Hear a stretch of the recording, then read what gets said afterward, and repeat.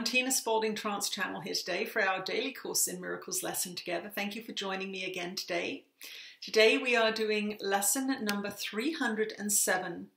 Conflicting wishes cannot be my will. Father, your will is mine, and only that. There is no other will for me to have. Let me not try to make another will, for it is senseless and will cause me pain. Your will alone can bring me happiness, and only yours exists. If I would have what only you can give, I must accept your will for me and enter into peace where conflict is impossible. Your Son is one with you in being and in will, and nothing contradicts the holy truth, that I remain as you created me. And with this prayer we enter silently into a state where conflict cannot come, because we join our holy will with God's in recognition that they are the same. And that is our lesson for today, lesson number 307. Conflicting wishes cannot be my will. Let's see what Jesus has to say to us today.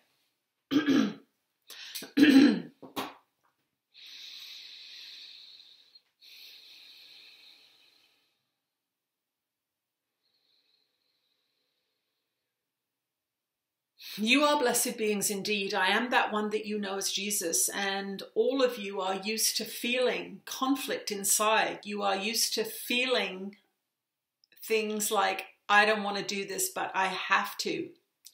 This is one of the most profound problems that is in need of healing within the Western mind. This idea that to go counter to what makes you happy and counter to what brings you fulfillment and joy and happiness and contentment, satisfaction, going against that somehow is in your best interest. And this is one of the fundamental conditioning programs of your society, that you cannot have what you want in your life, and happiness is a luxury that not everyone can afford. This is a poisonous belief system that teaches you to constantly put up with things that do not make you happy in the belief that somehow this is going to make things better. Where you got this idea, we do not know. It is not true. We do know where you got this idea. The idea came from the suffering and sacrifice and martyrdom concept that the church has promoted over thousands of years, and what your society is built on. You may not see yourself as a religious person. You may not see yourself as a guilty Catholic. You may not see yourself as a Presbyterian or whatever denomination you think of when you think of religion.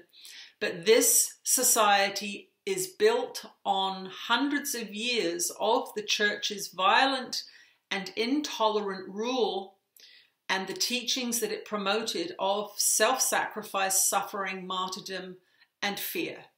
That is what your society is built on, even if you don't consider yourself a religious person. Those frequencies pervade this world. So there is a fundamental part of the collective consciousness that believes that happiness is a luxury. There's a part of the collective consciousness that believes that those that seek joy are self-indulgent and selfish. They are in fact in alignment with God's will for them, which is happiness and joy. You are given a guidance system that functions impeccably and constantly. It is in alignment with love, and it is the umbilical cord, the invisible umbilical cord to the divine, which says when you are in accord with love, then you will feel good.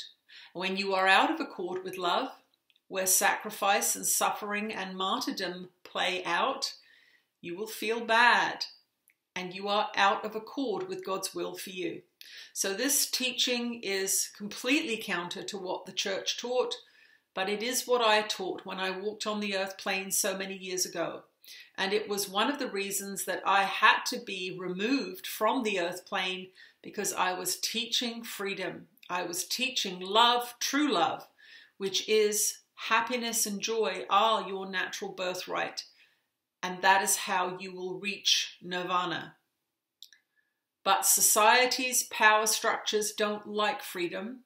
They don't like free thinking, happy beings. They need dysfunctional, fearful, limited, and frustrated beings to keep the economy going. So make your happiness the great act of revolution that you are going to participate in today. And in your happiness, you will become a better environmentalist, because in your happiness, you will not unnecessarily consume. And that is what has been promoted on your society at this time. Unhappiness makes for a good economy.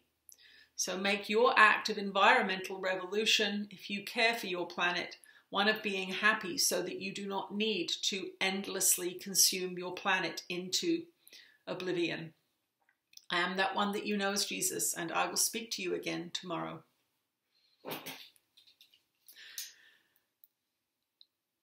Thank you for joining us today. I'll see you tomorrow. Bye.